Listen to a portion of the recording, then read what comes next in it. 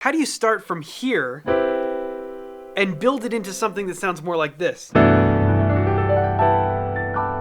One of the things I get asked a lot when it comes to playing chords on the piano and improvisation is, how do you know what ways to voice different chords on the piano, especially if you don't have a huge understanding of music theory? Maybe you're feeling very limited to just the root positions of different types of chords, and you're just not sure, do I need to find all of these different voicings from a book? What do I need to know in order to start creating interesting sounds on my own? And you may think, well, that's all a theory thing. I need to learn more music theory before I understand how to actually piece chords together. And like with everything else, music theory obviously can help. However, you don't need to know any of it in order to start creating chords that are really beautiful and can help you start feeling like you're able to escape just playing root position chords for everything. To demonstrate, I'd like to introduce you to our main editor on the channel, Jake. Jake has been working on piano for a little while now, and he's made some really great progress.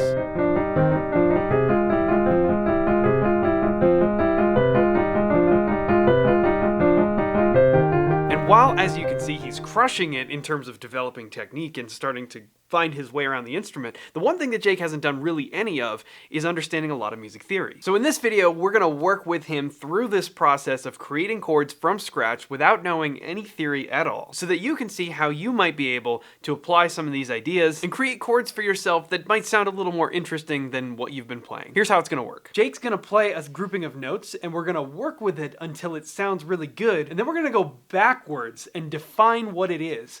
And the purpose of this is to really show the kinds of beautiful things that you can create, even without coming from that music theory background. First things first, I want you to hear this thing that Jake put together. This was kind of the first way that he actually did this without even realizing it, and then came to me and was like, hey, what is this? So go ahead and play that grouping of chords.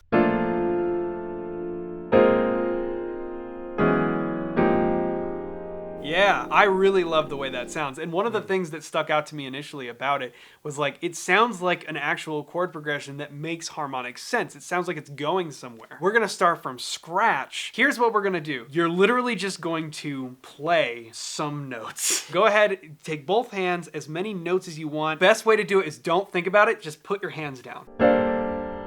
Would you change anything about it, or do you like the way it sounds? I like it. I like it too. So when we look at what Jake is playing here, we can actually see that there's a couple of shapes that are already predefined. And from that, we can make an assumption about what is this chord? What is it actually doing? Now, we didn't need to make any adjustments here because he just put his hands down and it sounded like that. That's pretty good. We're gonna leave that the way it is. So the first thing I want you to do is I want you to isolate the left hand. So go play exactly what you just did in the left hand. What's that? So I'm guessing it's some sort of like just a G major maybe? Well, play it again, play it again. Does that sound major or minor? I guess it sounds more minor. It's minor, right? A little bit darker. Right. So it's just a G minor triad in the left hand, and in the right hand, we have something completely different. So go ahead and play those notes. Okay, so we have A, C, D, and F. Now, there are a bunch of different ways that you could define this, but I'll tell you what my brain immediately goes to. My brain immediately goes to a first inversion F major 6 chord. So what would normally start on F, A, C, D, it's just a triad and we add that 6 in, and then we're gonna invert it up one time. So we have first inversion F6 over G minor. Now when we combine all when we can see, this doesn't mean anything to Jake because he has yet to kind of jump into this, but what this is illustrating is like, this is really valuable stuff that he's playing, but he didn't need to know all of this to get here. It's like a G minor 11 sound. If we took this and converted it all so that it was just stacked thirds, how we typically build voicings, we would have G, B flat, D, and then we have an F way up at the top. If we drop that down, we have an F, A, C, and then the D is a repeated note because we already have it down here. That is purely just a G minor 11 chord. Very, very simple chord, and then you can look at it as two shapes stacked on top of each other, but really all it is a G minor 11. That's a really, really useful chord. You might use it as maybe a 2 chord in like a 2-5-1. It has a lot of uses, but it's not just a root position G minor 11. It's not just those stacked thirds like we would have seen if we were trying to think about it from a theory perspective.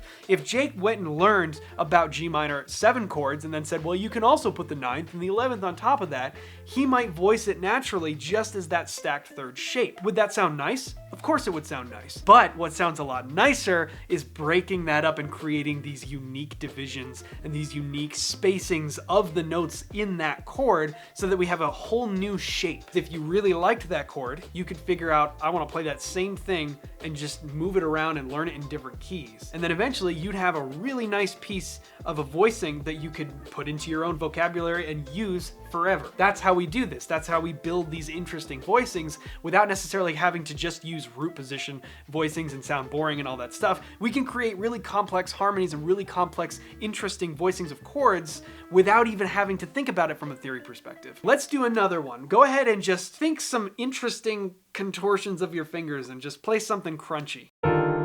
Ooh, you're getting lucky today. Okay, play it again. Let it sit there. One more time.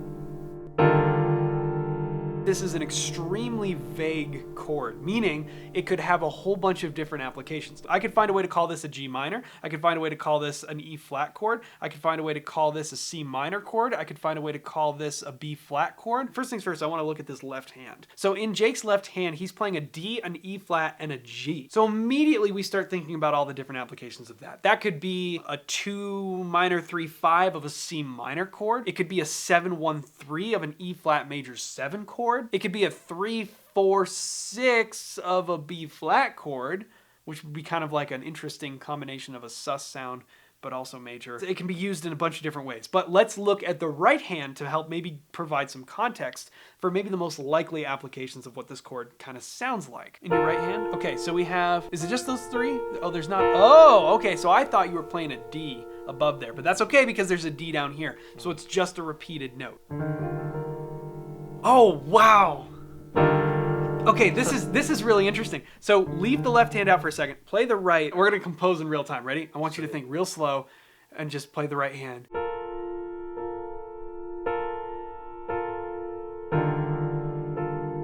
Look at that. How sick is that? That's cool.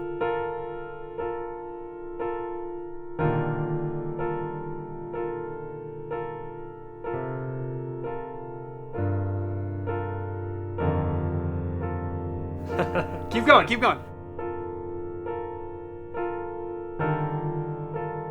That really helps to illustrate how this particular combination of notes could be used in so many different ways. We're not really clearly defining what the chord is. I mean, there's just so many different things that we could do with it. Just play the right hand again. Okay, let that sit there. That has its own context. That has its own implication. Play it again. Our ear is sort of establishing a home base for what that feels like. Now, play it again, but add the left hand.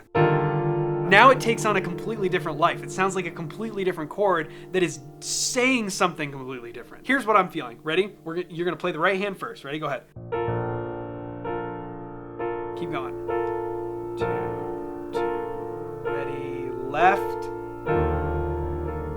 Now what changes, right? Because in the right hand we have F, A, B flat. So it's kind of, if we're calling this a B flat chord, it's giving us B flat major 7 essentially. When I hear that right hand, okay, I'm sort of hearing that as that major 7th chord, right? So it kind of feels like that to me. Now, the only thing that changes when we introduce the new sound, okay, so we added the E flat. That is the thing that I think fundamentally changes the way that this feels naturally to our ear. I think now that we've added that E flat, because if we just didn't add the E flat, check this out. So if you leave the E flat out and just play the D and the G with the right hand,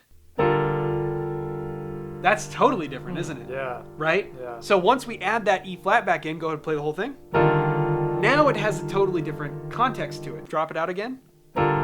That kind of feels like it could be a lot of different things. It feels like it could be a D minor of some kind. Feels like it could be a G minor of some kind. The cool part about all of this is that none of this is set in stone. And this is what's so much fun about this process. There's all these different ways that we could define this. There's all these different, harmonic contexts that could exist here that could tell us a lot about the functionality of this chord. None of it is set in stone because we could start over again and I could change these root notes and make it sound like something completely different. So for example, play the right hand again. Okay, ready? Watch this. We're gonna play it again. 1, 2, ready?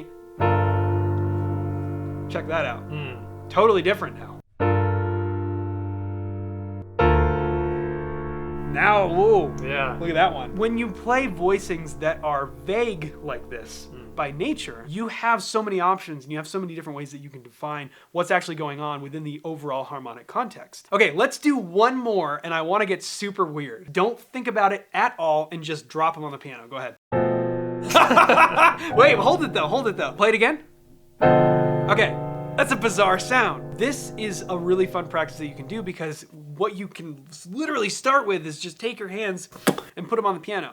And you're gonna create something that very likely is gonna sound dissonant and disjointed and it's gonna sound really bizarre like this does. Play it again. That is very strange. Yeah. That's not exactly pleasing to the ear. Yeah. Maybe in context, you could create some way that it would be pleasing to the ear. Now, we have a couple of options here. We can sit here and we can try to define what this chord might be, or we can do what the next step of the process is, which is start to make slight tweaks and adjustments until you like the sound. Play the left hand by itself. All right, does that feel like a really settled chord?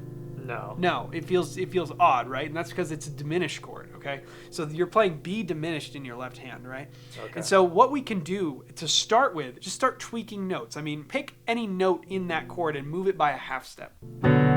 Whoa! Yeah. That just changed it, right? Yeah. Okay, so now we are settled. So we have B minor now. We could leave that there. We could go back to our original and do something weird with it. We could move any of the other ones. But because this one really seems to settle well as B minor, we're gonna start there. Okay, so we've adjusted our left hand. Now our goal is play the right hand with it.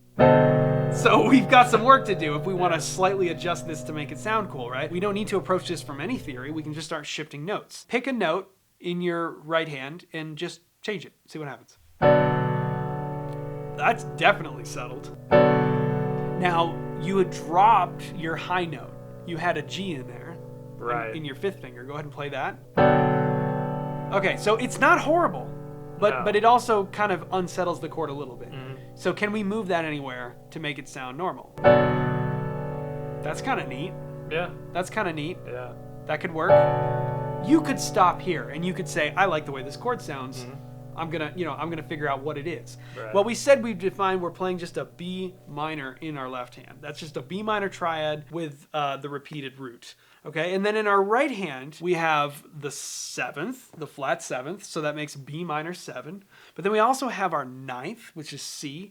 We repeat our third, which is down here, right? So theoretically, you could drop that out, right? And then we play our fifth again, which theoretically you could drop that out as well because it's a repeated note. But then you added this G sharp. So let's try something interesting here. Let's do no repeated notes. So you're going to play your A, you're going to play your C sharp, and you're going to play your G sharp. And you're going to leave out the two middle ones because they're already down here. Play that. Listen to the spacing on that chord. Yeah. How nice is that, right? Because we're not overcrowding it. It's not a cluster. In this case, we're not trying to create a cluster voicing. Cluster would just be a bunch of notes really close together. So in this case, we've created a really nice voicing of B minor 7. We do repeat our root here in the left hand. So why don't we just get rid of that?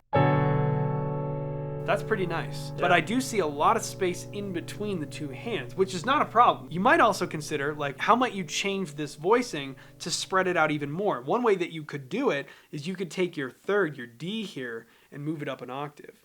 So you would play B, and then stretch out a lot and play your F sharp, and then reach up with your thumb. You may not be able to play with one hand. You might have to kind of roll it. Listen to that. Woo! That's kind of cool. Isn't that beautiful? Yeah. That's a beautiful chord right there. How did we arrive there? Well, we simply started with, we just kind of played a chord and then eventually we shifted around until we liked the sound. And at that point, you can go backwards and define what it is. And then you can say, well, if we were going to play this chord that we just created, would we want to shift this voicing around at all? What we've done is we've created a really beautiful voicing of B minor 7 that's nice and spread out. It's got a lot of space. And we did it purely without approaching it from a theory first standpoint. So Jay could literally take this practice and go sit in his apartment on his piano and literally just like play different shapes and adjust them until he likes the sound. And he may not have the theory background just yet to go back and define what everything is, but he definitely can play that thing that you came up with on your own. Play that again.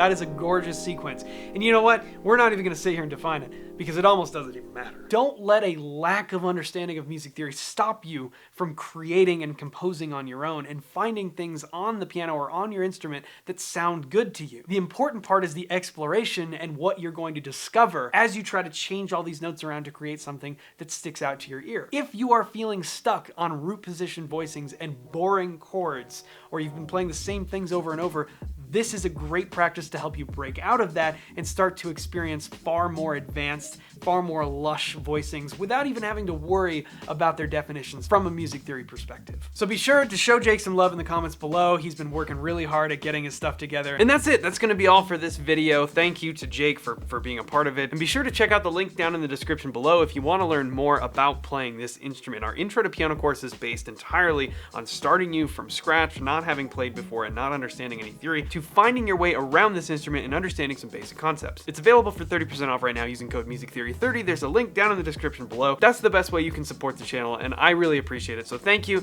and thank you for watching this video. We will see you in the next one.